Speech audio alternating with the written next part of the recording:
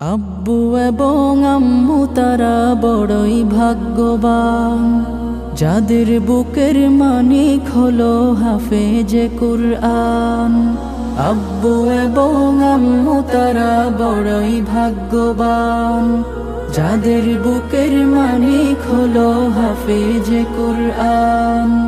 হৃদয় মাঝে গাঁথলো যারা হরফ নামের ফুল, তাদের সাথে হয় না কভু অন্য কারো তুল। হৃদয় মাঝে গাঁথলো যারা হরফ নামের ফুল, তাদের সাথে হয় না কভু অন্য কারো তুল। রবের কাছে